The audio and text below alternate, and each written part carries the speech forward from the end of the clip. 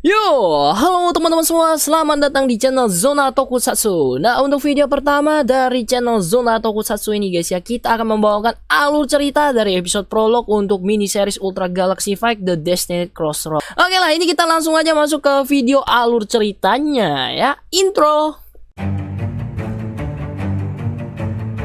Film dibuka dengan adegan pertarungan antara Ultraman Cosmos melawan ini pasukan dari ras Absolutian ya, dan tujuan dari penyerangan para pasukan ras Absolutian ke planet Juran ini tidak lain adalah untuk membunuh Ultraman Cosmos ya, karena bagi mereka Ultraman Cosmos ini nantinya akan menjadi ancaman untuk kelancaran dari rencana para ras Absolutian ini. Ultraman Cosmos kemudian berubah menjadi Corona Form dan menggunakan serangan khasnya itu bisa mengalahkan sebagian dari pasukan dari ras Absolutian. Cosmos juga berubah menjadi form Eclipse-nya, dan Cosmos yang udah mengakses form yang Eclipse mode-nya ini bisa dengan mudah gitu guys ya mengalahkan para pasukan dari ras Absolutian. Nah, terdesak ya, para pasukan dari ras Absolutian ini kemudian menyandera itu si Lidorius yang kebetulan memang lagi berada di dekat Ultraman Cosmos. Lidorius itu dengan memberikan sebuah tanda kepada Ultraman Cosmos itu untuk menembakkan serangannya itu, sehingga serangannya ini bisa disalurkan langsung kepada para musuh. Singkat cerita di sini dengan bantuan dari Lidorius, Ultraman Cosmos itu berhasil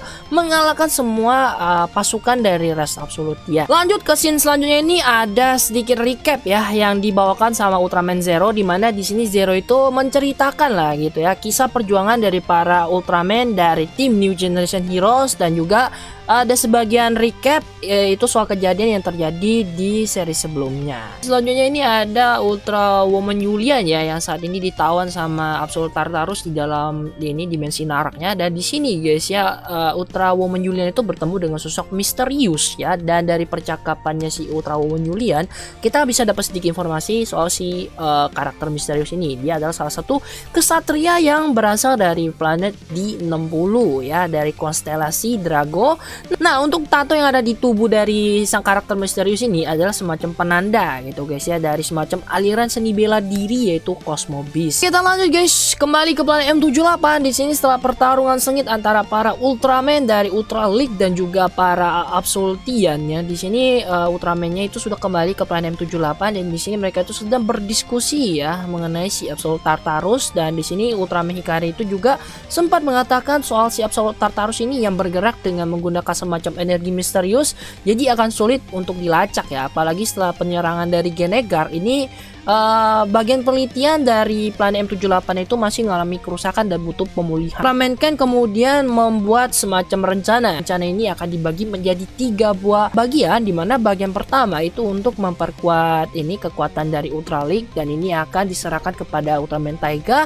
Rencana kedua ini untuk tim penyelamatan dari Putri Julian akan dipimpin langsung sama si Andromelos, dibantu juga sama Ultraman Ekti. Tim yang ketiga ini adalah tim dari Intergalactic Defense Force yang nantinya akan bergerak untuk mencari lokasi atau menemukan informasi terbaru dari pergerakan si Absolute Tartarus. Selain itu, Zofi juga meminta Ultraman Jonius itu untuk menjadi pelatih dari para Ultra Warrior yang nantinya akan ikut bertarung dalam pertempuran. Ultraman Mebius di sini juga ditunjuk sebagai wakilnya untuk membantu Ultraman Jonius. Nah, di tengah percakapan ini juga Ultra Woman Grigio ini juga mengajukan diri ya, kalau dia ingin bergabung dalam proses latihan ini supaya dia itu bisa bertambah kuat seperti para kakaknya dan juga Ultraman Zero. Oke, lanjut ke bagian selanjutnya. Jadi di sini Ultraman Toregia sama Belial itu sudah dibawa oleh Absolute Tartarus ke The Kingdom. Ini langsung dijelaskan sama si Absolute Tartarus kalau ras Absolutian ini guys yaitu berevolusi dengan menggunakan Cascade Ray. Cascade Ray ini karena terlalu kuat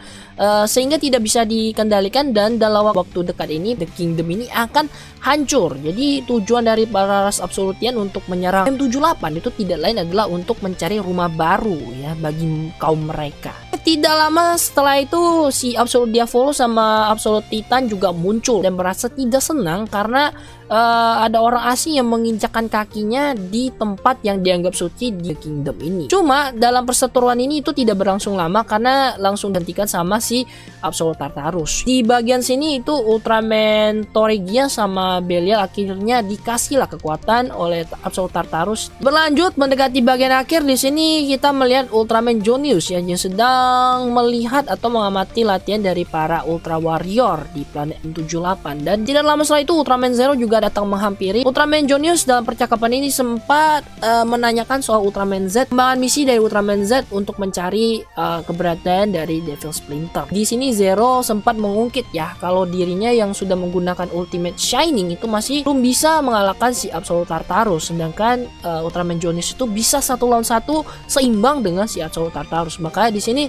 Zero kemudian meminta supaya Ultraman Jonius itu bisa membantu dia latihan supaya dia bisa bertambah lebih kuat. Di bagian akhir kita akan melihat Ultraman Zofi dan juga Taro yang saat ini sudah tiba di Planet King ya, tempat tinggalnya Ultraman King. Di sini keduanya disambut dengan baik. Ultraman King sendiri itu berpikir kalau akan lebih baik kalau misalnya perang antara Ultra Warrior sama ras Absolute itu tidak pernah terjadi. Ultraman King kemudian mengutus Ultraman Leo sama Ultraman Asura itu untuk membantu para Ultra Warrior.